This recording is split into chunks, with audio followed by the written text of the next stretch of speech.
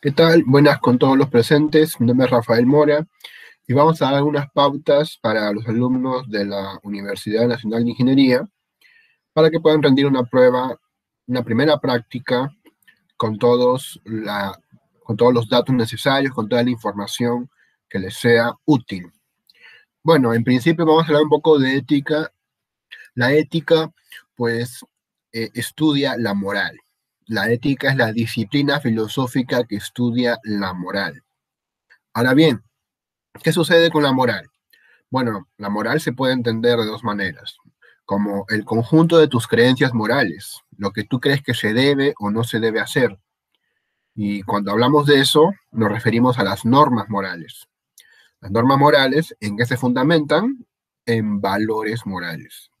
Hay muchos valores que ustedes conocen, como la dignidad, que es el máximo respeto del ser humano, la igualdad, el mismo respeto al ser humano, la libertad, que es la capacidad de elegir autónomamente, la justicia, que alude a la equidad universal, y la solidaridad, que es ayuda mutua entre los seres humanos, entre otros valores.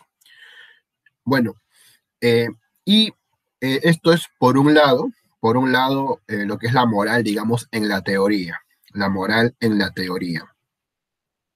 Por otro lado, también está la moral en la práctica. Cuando hablamos de la moral en la práctica, hablamos de los actos, lo que uno efectivamente hace, su conducta efectiva. Y cuando hablamos pues de actos, hablamos de moralidad. La moralidad que vendría a ser el conjunto de tus actos morales. Los actos morales son calificables de buenos o de malos.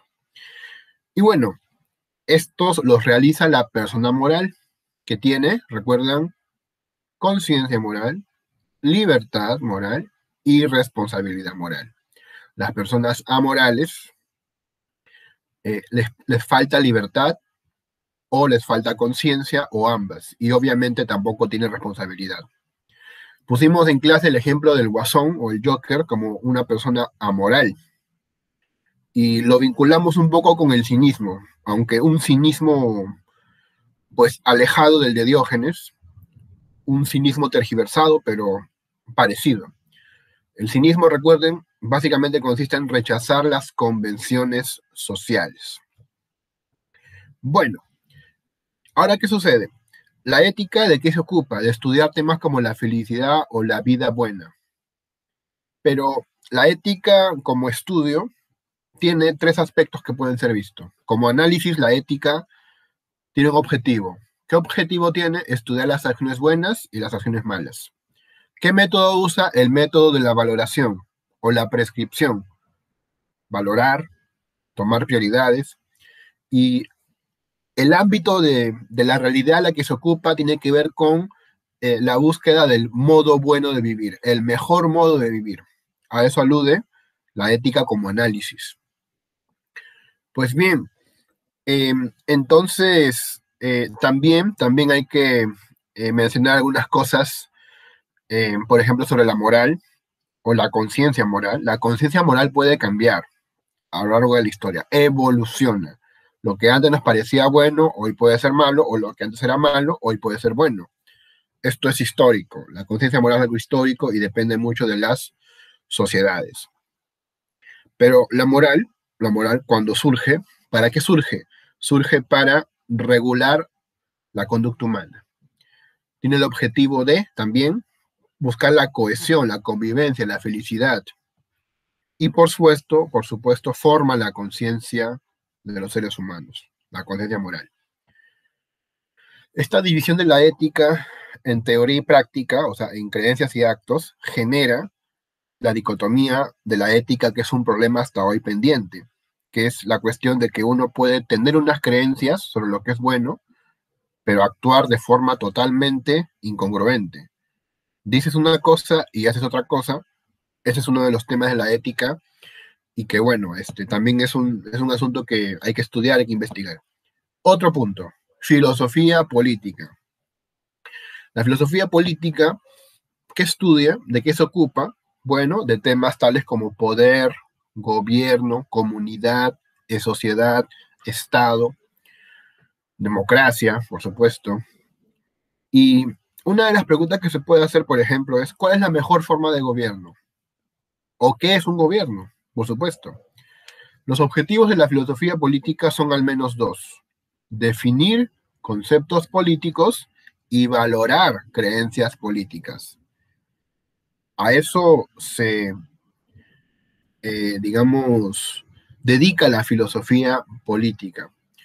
La filosofía política ha tenido un desarrollo histórico amplio.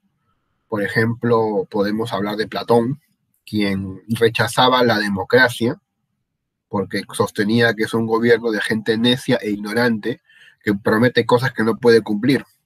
Y la gente vota por eso, ¿no? Los elige y bueno, es una desgracia. Según Platón es una desgracia la democracia. Eh, claro que la democracia en esa época es muy distinta a la que hoy día nos estamos dirigiendo como nación, por ejemplo. Maquiavelo sostenía una cosa interesante, que la política no debe ser confundida con religión ni debe ser confundida con ética. La política es una ciencia, según él, una ciencia que merece un estudio más profundo de lo que significa.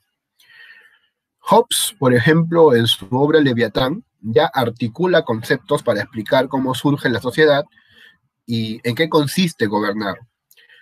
Gobernar significa para él dar protección a la ciudadanía. El Leviatán, el gobernante, debe dar protección a la ciudadanía para que ellos le puedan dar obediencia a su vez. La obediencia, pues, implica protección.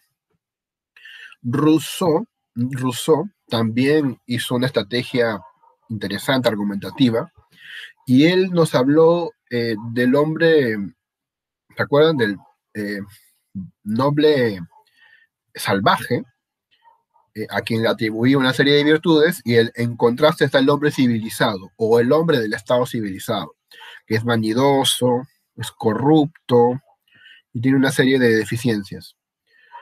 Hegel, que también es otro filósofo, en su parte política sostenía que la libertad solo es posible bajo el Estado.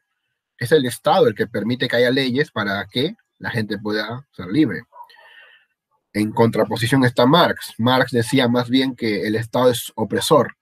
El Estado es un instrumento de dominio de una clase sobre otra, por ejemplo, y que solamente pone leyes en beneficio de un grupo. Marx también hablaba de la lucha de clases, es el motor de la historia. Decía que en el capitalismo efectivamente sí hay libertad, pero no hay igualdad. En el capitalismo no hay igualdad, pero admite que sí hay libertad, ¿no? El mercado es libre, eso sí, pero también eso tiene dificultades, pero hay una libertad, aunque no hay igualdad. Bueno, y finalmente hablaremos un poco del neoliberalismo, que es una tendencia que hasta hoy tenemos consecuencias de esta política en nuestro país, por ejemplo. El neoliberalismo busca Estado mínimo, Estado que no se meta en cuestiones, digamos, por ejemplo, de precios o de mercado, que genere o fomente la libre competencia empresarial, eso sí, que permita que las empresas hagan y deshagan, que no se meta, y que también desregule el mercado, que no intente controlar la mano invisible, que no, oferta y demanda se dan solas, ¿no? Que no se meta en el mercado, que deje a las empresas transitar libremente. Una de las ideas neoliberales la sostuvo Margaret Thatcher, quien afirmó que la sociedad no existe, lo cual es un mensaje que intenta reforzar la idea de que solamente el individuo debe contar. Las políticas deben estar centradas en el individuo, no en los grupos sociales, no en la sociedad entera, porque para ellas no existe.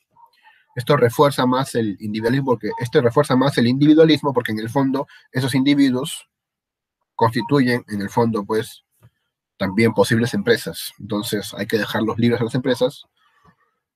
El pueblo ya sabrá cómo resolver sus problemas, ¿no? Según esa postura es lo que manifiesta. Personalmente yo no recomiendo el neoliberalismo. Pero bueno, simplemente esta fue una